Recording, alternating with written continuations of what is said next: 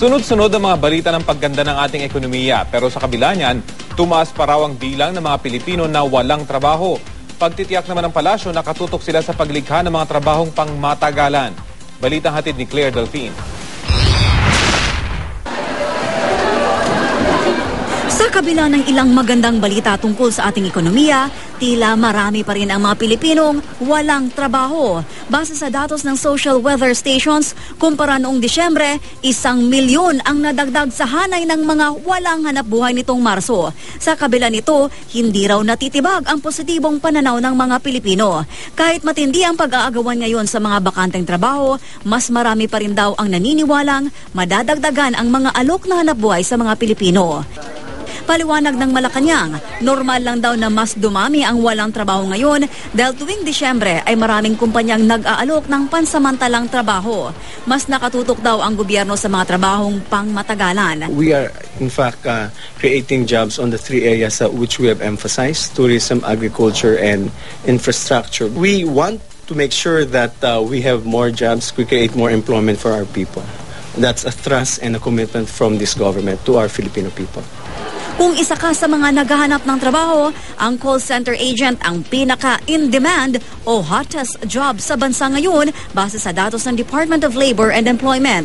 Kasama raw sa top 20 vacancies ang salesman, service crew, factory worker, cashier, domestic helper, production machine operator, waiter, janitor at security guard. Ang DOLE at Business Processing Association of the Philippines umaasang magtutuloy-tuloy ang hiring ng mga call center agent. It's a dictate of the market. It's what they want. It's supply and demand kasi sa labor market. Malaking demand from overseas because globally, our call center agents are the best in the world. The Filipino is very adaptable, is very respectful, is very patient. That kind of smile of the Filipino comes across on the phone. Sa ngayon, mahigit kalahating milyong Pilipino ang nagtatrabaho sa iba't ibang call center sa bansa. Posible pa raw dumoble ang bilang na yan sa susunod na 2 taon. Gayunman, ang demand sa mga call center agent hindi raw madaling mapunan. Kadalasan daw kasi, isa lang sa kada 10 aplikante ang pumapasa. Many of our students are graduates, are qualified, but they lack some practice in their business communication or some confidence. Kaya naman malaking bagay raw ang 350 million peso training program na inilaan sa TESDA para sa mga training ng mga tinawag na near hires. Ang magkaopisina na sina Bille at Carlo, 7 taon nang nagtatrabaho sa call center. Yeah, you can just settle down here in the Philippines without, considering going abroad. So, mabilis yung promotion. Conversational wise, you'll grow. Plus yung confidence mo in presenting yourself. Pagdating daw sa sweldo and other benefits, mas nakakalamang daw? Highly competitive.